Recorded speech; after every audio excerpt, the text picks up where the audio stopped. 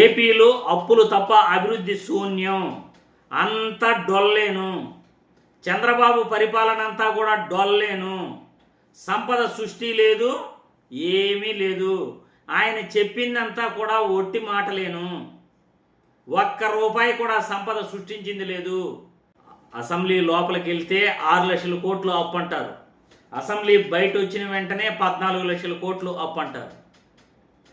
ఎందుకు అబద్ధాలు చెప్పాలి? ఎవరిని నమ్మించాలనే అబద్ధాలు చెప్పాలి? రాష్ట్రంలో చదువుకున్న వాళ్ళు లేరా? మీరు అసెంబ్లీలో ఏం మాట్లాడుతున్నారో, బయట వచ్చి ఏం మాట్లాడుతున్నారో తెలుసుకోలేనటువంటి అజ్ఞానులు ఆంధ్రప్రదేశ్లో ఉండారు అని చంద్రబాబు నాయుడు అనుకుంటున్నాడా? లేకపోతే ఆర్థిక మంత్రి పయ్యావుల కేసు అనుకుంటున్నాడా? లేకపోతే నారా లోకేష్ బాబు, పవన్ కళ్యాణ్ అనుకుంటున్నారా?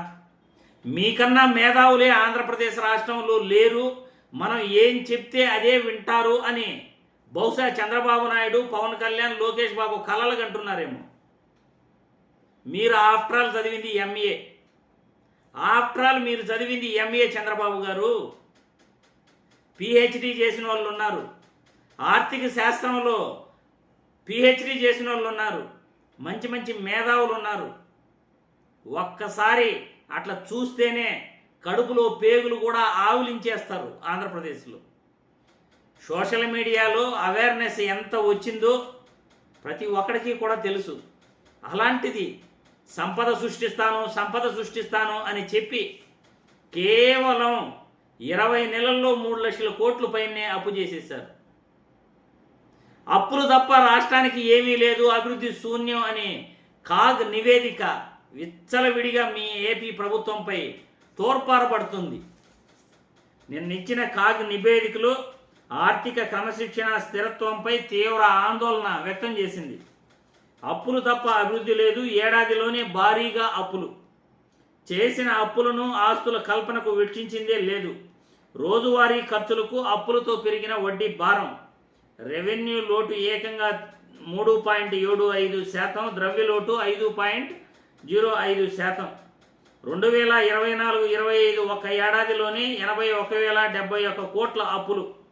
24-25 మార్చి నాటికి బడ్జెట్ అప్పు 5.67 లక్షల కోట్లు. అంతకుముందు ఆర్థిక ఏడాది కన్నా అప్పులు 16.68% పెరుగుదల. బడ్జెట్ వెలుపల ఎంత అప్పు చేశారో అసలు బయటే పెట్టలేదు ఆ ఏపీ ప్రభుత్వం. 2024-25 ఆర్థిక ద్రవ్య వినియోగ అకౌంట్స్పై కాగ్ నివేదిక అసెంబ్లీలో నిన్న ఏపీ ప్రభుత్వం సమర్పించింది. అది ఏపీ పరిస్థితి. ఏమీ లేదు, అంతా డొల్లేను, ఏమీ లేదు, అసలు నథింగ్. అభివృద్ధి అన్నదే శూన్యం. మరి అప్పులతో రాష్ట్రాన్ని ఎన్ని రోజులు ముందుకు తీసుకెళ్తారు? 2014 నుండి 2019 వరకు 3.07 లక్షల కోట్లు చంద్రబాబు నాయుడు చేసిన అప్పు. ఆ తర్వాత వైసీపీ ప్రభుత్వం 2019 నుండి 2024 వరకు 3.70, వైఎస్ఆర్సీపీ ప్రభుత్వం జగన్మోహన్ రెడ్డి చేసిన అప్పు. రెండు కలిపితే 6.46 లక్షల కోట్లు. మరి 14 లక్షల కోట్లు, 20 లక్షల కోట్లు, అయ్యో నోటుకు వచ్చిన ఫిగర్లు చంద్రబాబు నాయుడు చెప్పేస్తాడు. అసెంబ్లీలోకి వెళ్తే మాత్రం నేను శుద్ధ పూసనే అన్నట్లు మాట్లాడతారు. అప్పుడు మాత్రమే నిజాలు వస్తాయి, బయట రావు నిజాలు. అంతా వెర్రి పప్పుల ఆంధ్రప్రదేశ్లో ప్రజలందరూ కూడా అనుకునే రకం చంద్రబాబు నాయుడు గారు, లోకేష్ బాబు గారు, పవన్ కళ్యాణ్ గారు. అందరూ అబ్జర్వ్ చేస్తున్నారు మిమ్మల్ని. మీరు ఏం అబద్ధాలు చెప్తున్నారో, ఎట్లా మాట్లాడుతున్నారో, ఎన్నికలు ఎట్లా జరిగాయో రాష్ట్రంలో అందరూ కూడా అబ్జర్వ్ చేస్తున్నారు మీ యొక్క రాజకీయ జీవితాన్ని.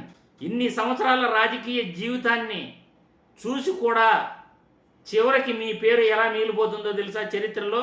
రాముడా రావణాసురుడా అంటే చంద్రబాబు పేరు రావణాసురుడు, ఆయనతో పోలుస్తారు మిమ్మల్ని. అదే మీరు తెచ్చుకున్న పేరు. ఏ రోజు ప్రజలకు నిజాలు చెప్దాం, మంచి మాట్లాడదాం అని ఏ రోజు మీరు ప్రయత్నించాల మీ రాజకీయ జీవితంలో. రాష్ట్ర అప్పులపై అలానే మాట్లాడారు, తిరుమల లడ్డూ విషయంలో అలాగే మాట్లాడారు, మతాల గురించి అసెంబ్లీలో చర్చ పెట్టి మత విద్వేషాలు రెచ్చగొడుతూ రాష్ట్ర రాజకీయాలను భ్రష్ట పట్టించారు. మరి ప్రజలు మీ అభిప్రాయాలను కామెంట్ రూపంలో తెలియజేయాల్సిందిగా వీడియో ద్వారా కోరుతున్నాను.